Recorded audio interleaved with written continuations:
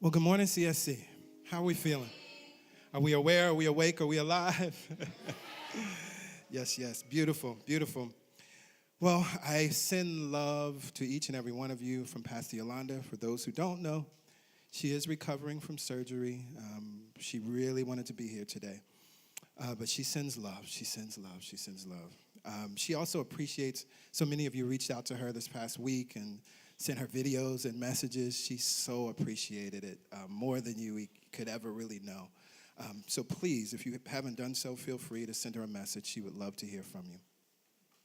Well, we're going to get started. I always like to review where we've been. Last week in week 1, welcome to the neighborhood. I wanted to give us sort of a foundation of where we're going in terms of looking at the book of Psalms. And we dealt with this word Lord that's in the book of Psalms. We find it almost 700 times in the books, the 5 books of Psalms.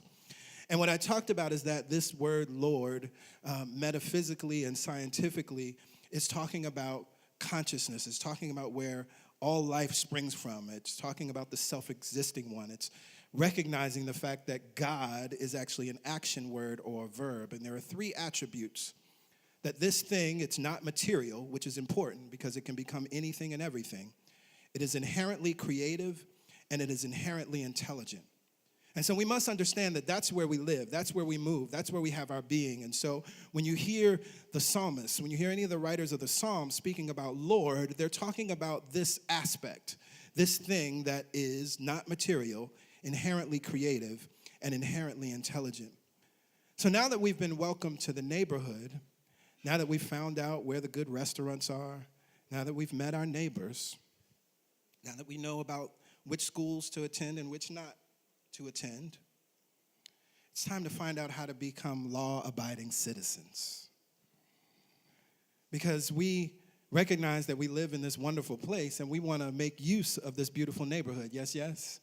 We want to make use of this thing that is not material, inherently creative, and inherently intelligent. And so that takes me to the very first psalm in book 1.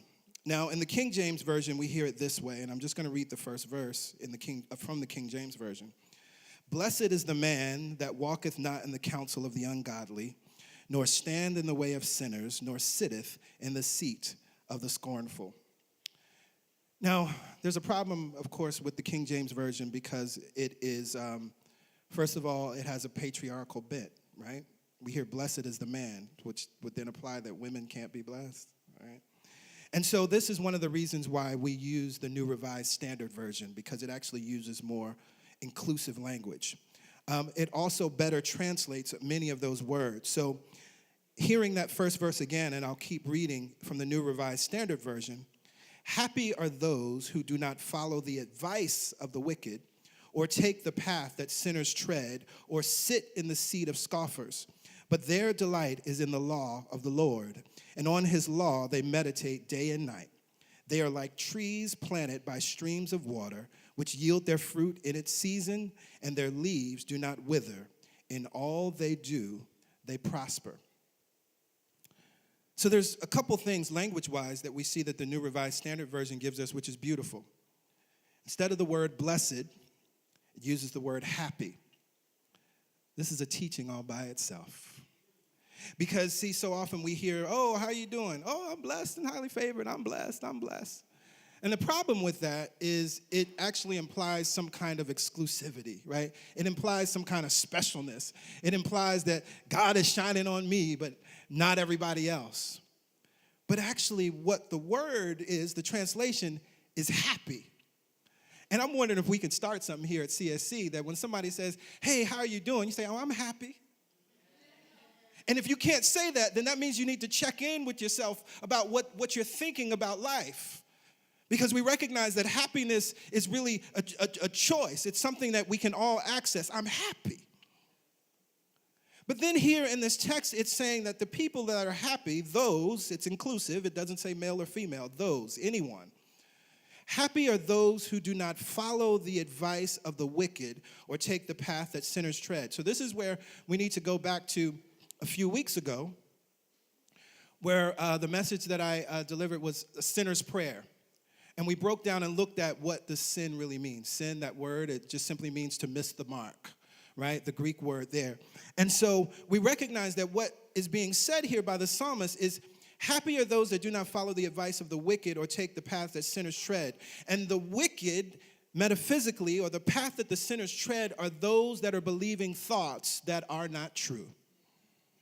Those that believe that they're lacking, those that believe that they're limited, those that believe that their skin color blocks them from opportunity, those that do not believe that they're victorious now, those who do not understand that they're holy, that they're worthy, that they're perfect, whole, and complete as they are now, those who do not understand that they are one with God and God lives in them and as them, those who do not understand their brilliance, those that do not understand their worthiness. That's the opposite of happy. When you believe those thoughts, it's impossible to be happy. Yes, yes? But their delight, those that are happy, are in the law of the Lord, and on his law they meditate day and night. They are like trees planted by streams of water, which yield their fruit in its season, and their leaves do not wither. In all they do, they prosper. So this Lord that we were talking about last week, those that put their delight in this thing that is not material, inherently intelligent and inherently creative, when you put your attention, when you put your focus, meditate day and night, all day and night, not sitting on a mountain, but putting your attention, recognizing that this thing is always moving and always flowing, then you become like a tree that lives right by the water. And it actually continues to yield fruit in and out of season. Your leaves do not wither or die. What does that mean? There is no lack or limitation in your life.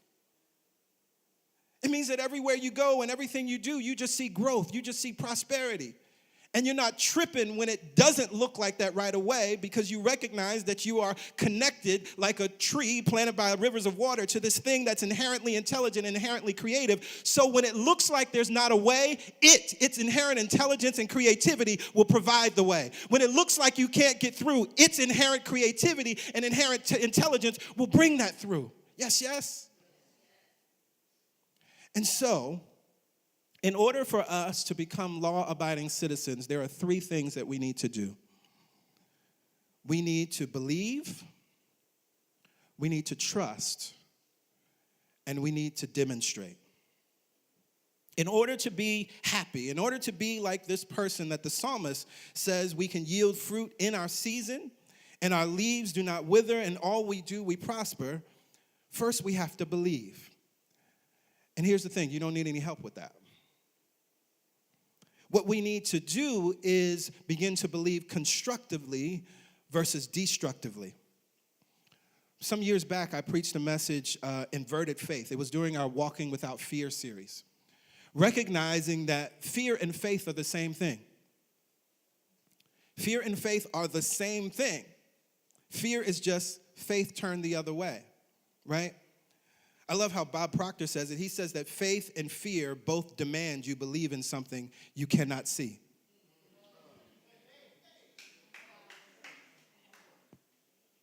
And so Ernest Holmes, he talks about this in The Science of Mind. Because our belief, we don't need help with it. When you believe that it won't work, your belief makes it so. And so the law is always, I don't get these opportunities. And so the law says you're right, and so it is. And so my not material self, my inherently creative and intelligent self, will use myself to bring you about that result that you believe in. Constructive versus destructive. But faith and fear demand our belief. That's what it is. When we fear something, we're believing in an imagined reality. When we fear something, we're believing that something can hurt us. When we fear something, we believe that something can destroy us. You don't need more belief. But in order to be happy, like the psalmist talks about, we must use our faith to believe constructively. Now, Ernest Holmes says this as well. This is another way to look at it, right? To understand how belief is always working. He writes this in The Science of Mind, and this is in the introduction, how to use it. God does not punish the mathematician who fails to obtain the right answer to his problem.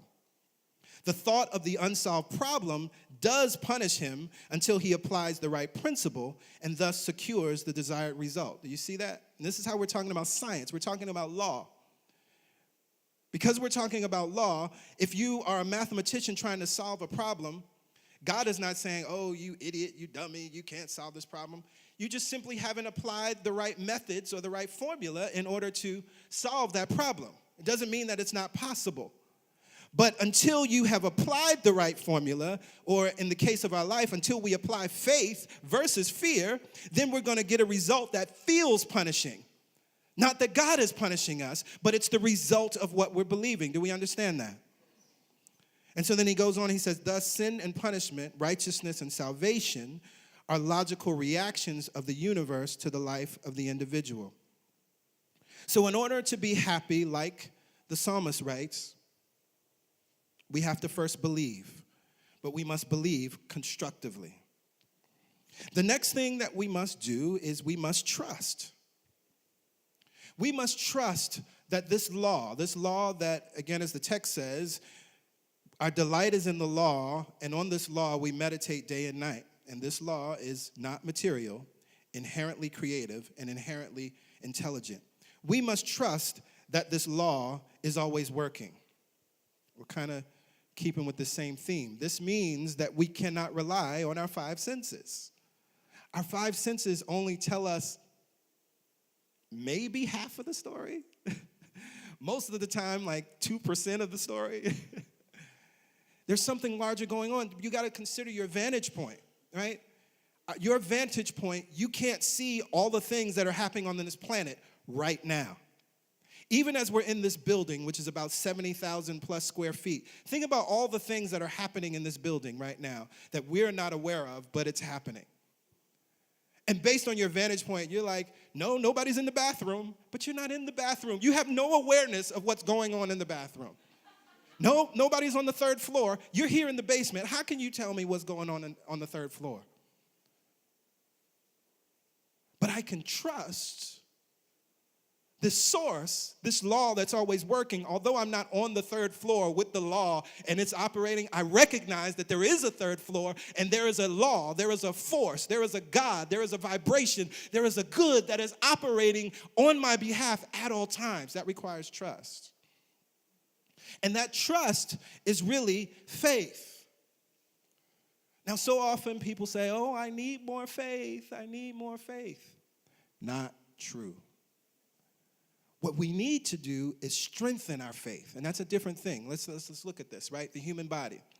Okay, so I start lifting, whatever. I lift 100 pounds, right? And I do that for a while. It feels good. I get used to it, right? I've strengthened my body, and so now I add 20 or 25 or 50 pounds, and I keep moving on and on. Did you need more muscles? Did like new muscles show up, or did you develop the muscles that you already had?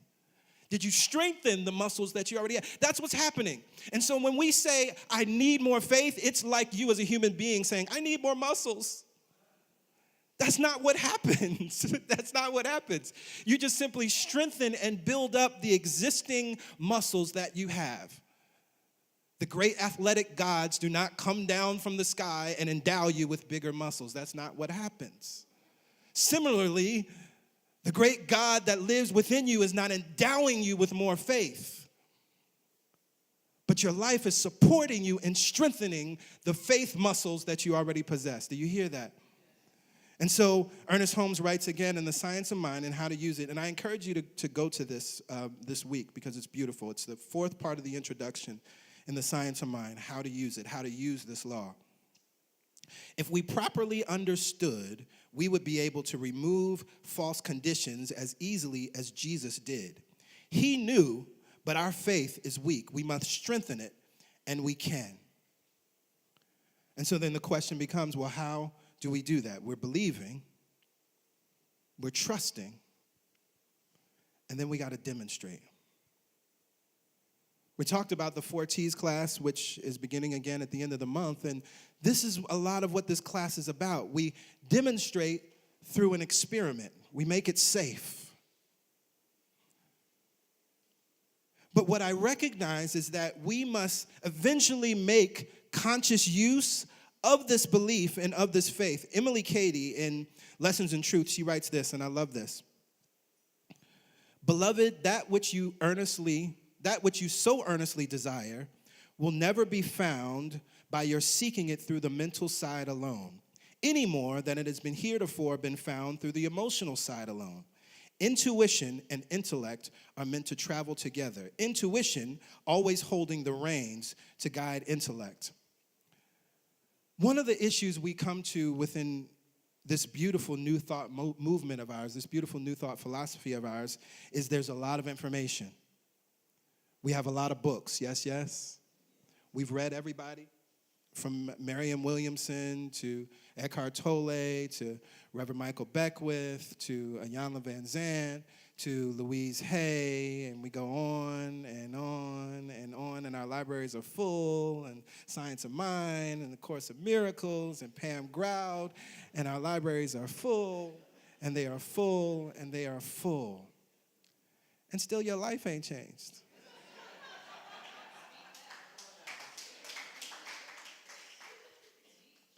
And so what Emily Cady is saying, that which you so earnestly desire will never be found by seeking it through the mental side alone. What we teach here at CSC is practical spirituality. We encourage and we tickle your intellect because it's important. You got to bring your thinking mind in. But your thinking mind without your feeling mind creates no thing. Thought plus emotion is it, right? And so when we think about, left brain and right brain thinking, what she's talking about here is the fact that the intuition and the intellect are meant to travel together. You're supposed to use your whole brain. It's not, I'm a right brainer and that's what I am and that's what I do. Or, I'm a left brainer and that's what I am and that's what I do. The opportunity is this is a word that we hear through transcendental meditation, the idea of coherence.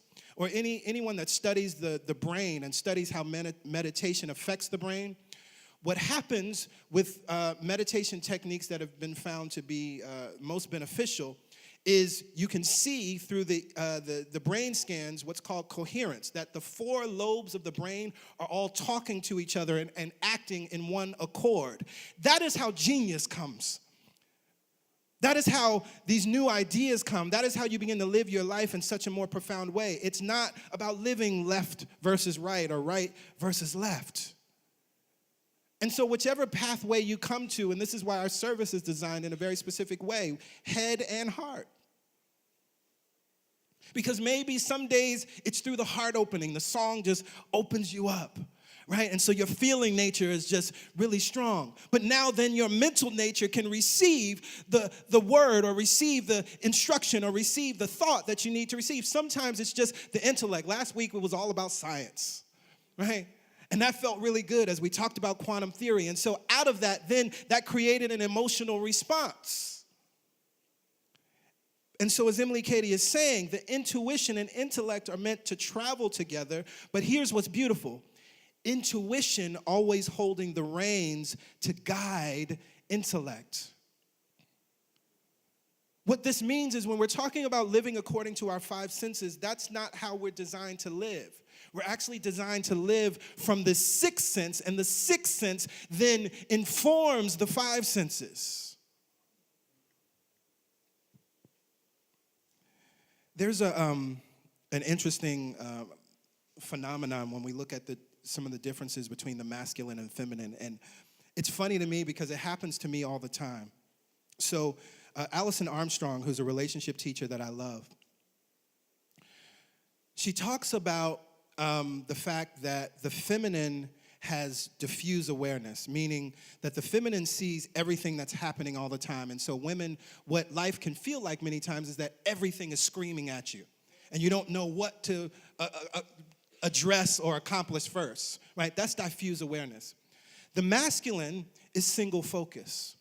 And so that means that whatever is happening at that moment is all the masculine can see or hear or take in. And we all do that. When we're focused, if you're in a leadership position or you're single focused, right? You can only be concerned about what needs to happen at that moment. And there may be a lot of components to it, but only those components that are pertinent to what needs to happen are all you see and all you care about, right? And because that, you got to conserve that energy. This takes us back to the hunter's mind, right? That our ancient ancestors, the hunters could only be focused on that single animal that they were hunting, right? They couldn't be looking at everything else. Otherwise, something might get them, right? So one of the things that Alison Armstrong talks about is she says that, and again, this happens to me all the time, is that being single focus, Pastor Yolanda will say there's something in the pantry or in the refrigerator, and if it's behind a number of things, I don't see it. She's like, can you get the mustard? She's like, it's on the top shelf. And I look, I'm like, there's no mustard here. And she's like, yeah, it's there. And I'm looking, I said, no, there's no mustard. And then she laughs because we understand this principle. She was like, yeah, I think it's behind a couple things. And I'm like, oh, well, why didn't you say that, right? Now, I bring that up from this perspective because when we understand that the intuition is supposed to hold the reins to guide the intellect, many times what happens is our intellect will either tell us we see something that may not be the truth, or what we can also do by allowing our intuition to guide our intellect, then our intuition, which is the feminine within us, can say the mustard is behind the ketchup. You see what I'm saying? But this is how we have to live from that place. This is totally a masculine and feminine thing. It's beautiful. Both are necessary. One is not stronger or more powerful than the other. Equally powered, but different. Just different, unique, but equally powered. And so as we demonstrate, we must then come to the place of using our belief and our trust to demonstrate or manifest what it is that we want. So Ernest Holmes writes this. Again, I'm in The Science of Mind, How to Use It. The one who wishes scientifically to work out his problems must daily take the time to meditate and mentally treat the condition, no matter what the apparent contradictions may be. He or she is working silently in the law, and the law will find an outlet through their faith. So what do we mean by this word treat? This is a specific Ernest Holmes word. Treat simply means to pray. An affirmative prayer is a spiritual mind treatment because we recognize that when we feel the need to pray, that means that we're thinking or believing something that isn't true. So we need to go into prayer to affirm the truth. We need to treat our minds. Yes, yes. So the one who wishes scientifically to work out his or her problems must daily take the time to meditate and mentally treat the condition no matter what the apparent contradictions may be. I love that he says meditate because that takes us right back to the text. But their delight is in the law of the Lord, and on his law they meditate day and night. So the opportunity now is for us to demonstrate what we believe. But specifically, deliberately, scientifically, what do you believe to be true? What have you practiced in your thoughts that you now want to demonstrate? What have you practiced through your trust? And you recognize now, you know what, at CSC, they're always talking about worthiness. Pastor Greg said last week that we're worthy, we're not deserving. Deserving still implies that we have to do something. But you're worthy. Worthiness is just as you were worthy of the first breath that you took. That's worthiness. You weren't in school yet. You didn't have to get good grades. There was no employee review. You didn't have to do all the right things to hope you would get a raise or ask for it. None of that stuff, right, that we have set up in this world. You were simply worthy. You came forth. You bursted forth easily and effortlessly, and the breath of life was available to you. And so maybe you begin to start to say, well, I look through my life and I realize that I don't think I'm worthy of certain things. I've attracted certain men in my life. I've attracted certain women in my life that reflect that I don't think I'm worthy of really being loved. Yeah, I saw some things as a child. I saw some things in my family.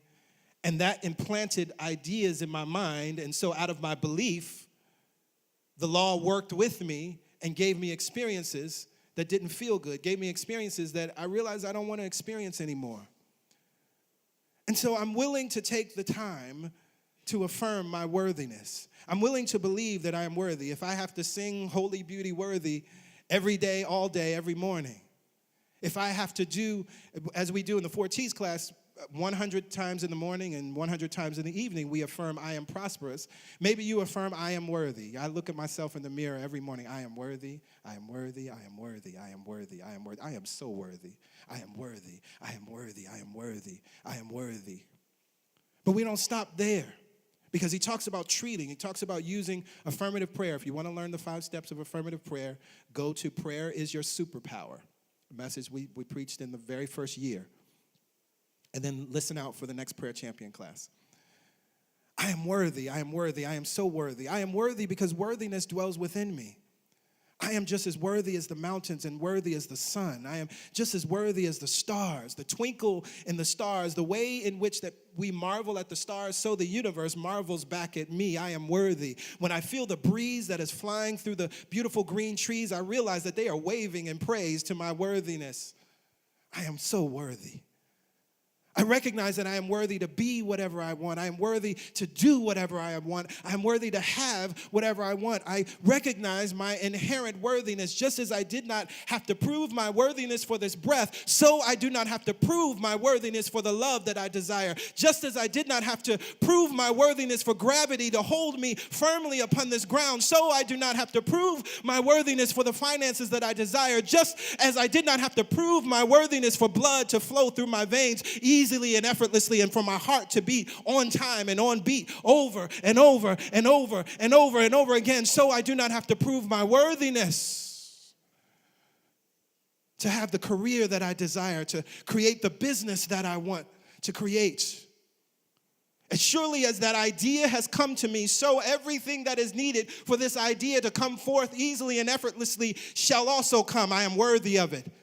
I am worthy of millions of dollars. I am worthy of it. I am worthy of my dream home. I am worthy of it. I am worthy of loving relationships in every area of my life. I am worthy of it. I am worthy of healthy family relationships. I'm worthy of it. I am worthy of having the body that I feel good in. I'm worthy of it.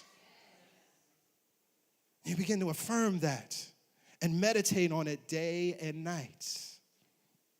And then you will be that happy person, like a tree planted by the rivers of water. Your leaves do not wither. What I've come to learn and understand about this life, I say it, Pastor Yolanda and I talk about it all the time. I turn 41 next month. At this point, when I look at myself, I look better at 41 than I did at 20 or 30.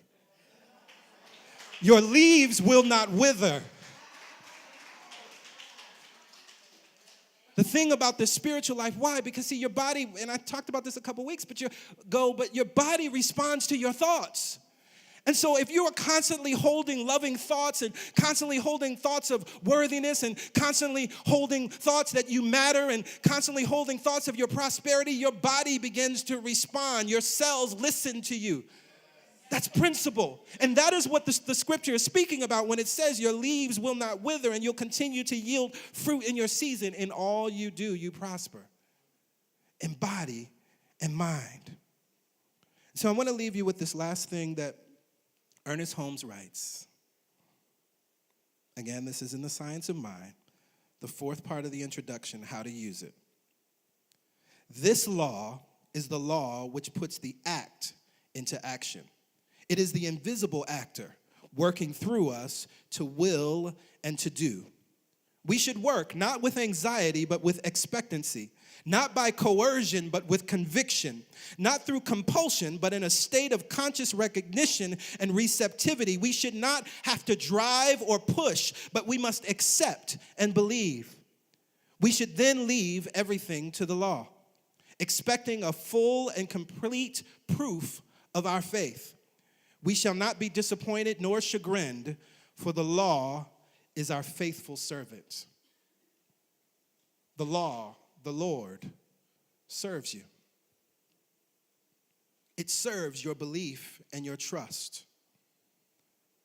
Whatever you are believing in, it says, yes, sir, yes, ma'am, at your service. Whatever you are believing in and trusting in, it says, yes, you can have it. Whatever you are believing in and trusting in, it gives to you freely, without judgment.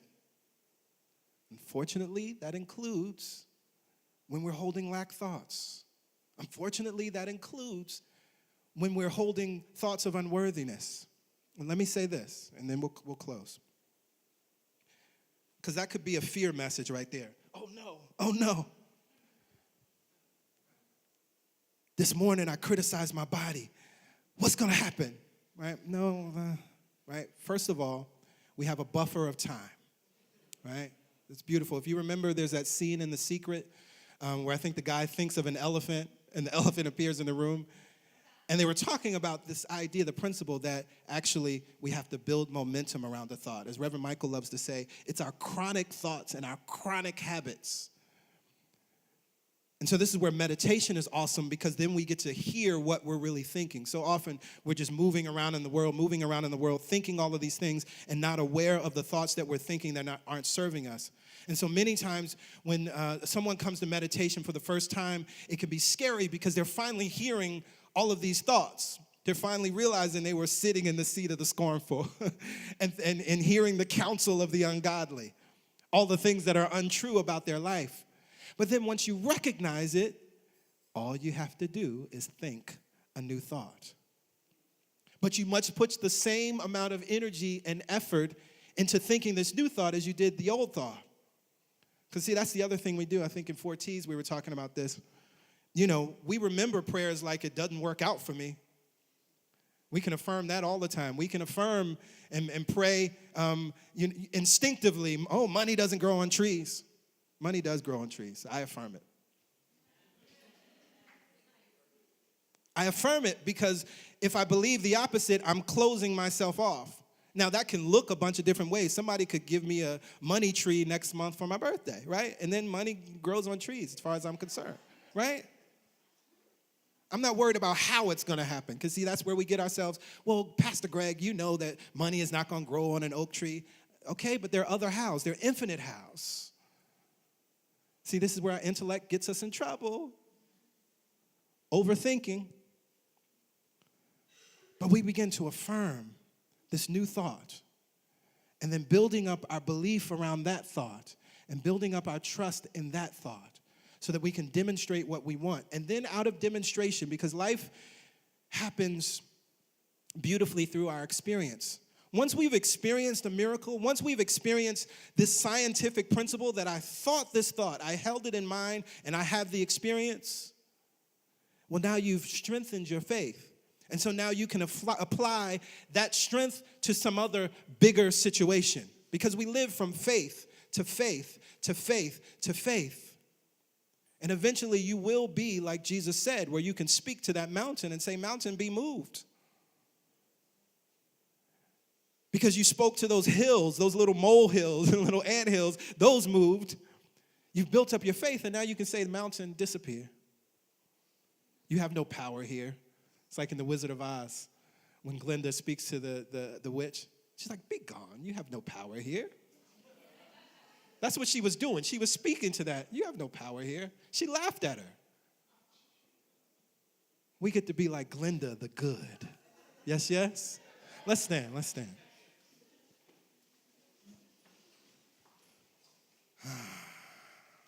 Mother, Father, God, that which is immaterial, that which is inherently intelligent, that which is inherently creative. We recognize who and what you are, and that you are omnipresence, everywhere at all times, constantly encountered. We recognize that you are the Lord, the self-existing one. We recognize that you are a verb, that you are always acting and in action. We recognize that you are the invisible force, the vibration, the energy that is filling the molds, the thoughts, the beliefs, the trust that we provide to you. As we recognize this truth, first and foremost, we forgive ourselves and we set ourselves free. We set ourselves free from those old thoughts and those old beliefs, for those old limitations, for those old molds, for those old frames that we created that were filled easily and effortlessly. We forgive ourselves. We set ourselves free. If we knew better, we would have done better, but today we know better. And so it is out of this knowing and out of this forgiveness, we destroy all of that old story. We destroy all of that old creation. And we choose to build a new frame. We choose to build a new frame for you to fill. We choose to craft new molds for you to fill. And here and now, the molds that we create through our belief and our trust.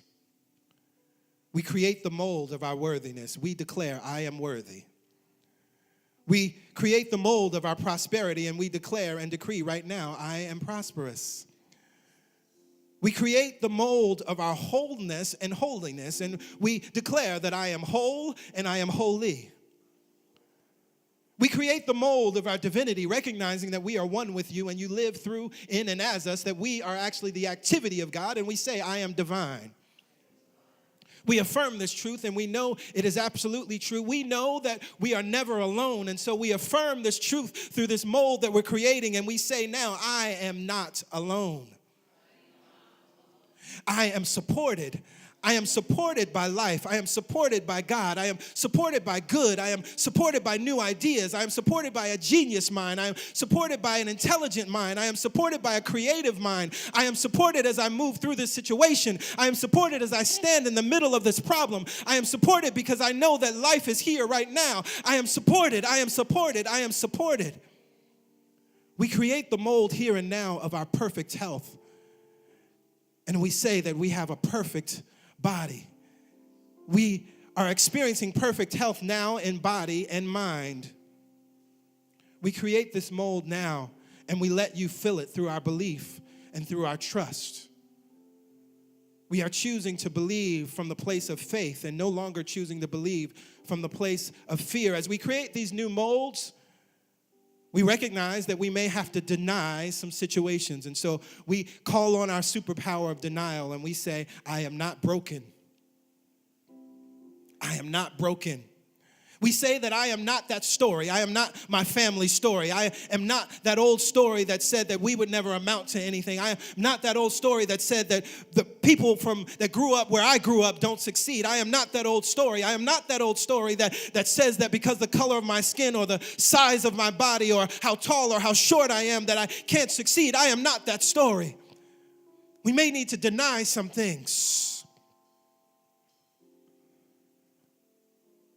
And as we deny those things, we affirm the truth that I am a new story. And this new story that I'm writing says that I'm successful. This new story that I am writing says that I have broken the cycle in my family. It stopped and it starts with me.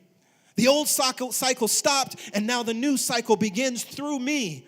I have created a new story through my life. I have created a new story through my life of healed relationships. I have created a new story through my life of healed family relationships. I have created a new story through my life of monetary success. I have created a new story through my life of mental health. I have created a new story in my life of wholeness and holiness, of peace and harmony. I have created a new story through my life of traveling all over the world, of seeing places that my grandmother never got to see, of seeing places that my grandfather never got to see, of seeing places and experiencing things and standing before people and standing on stages and building businesses and having new opportunities that my ancestors did not get to see. I am the beginning of that new story. Oh my God, oh my God. I am the new story. And I recognize that the Lord supports my story. I recognize that God, the good, supports my story and is writing it along with me. It is saying yes, yes, and amen to my new story.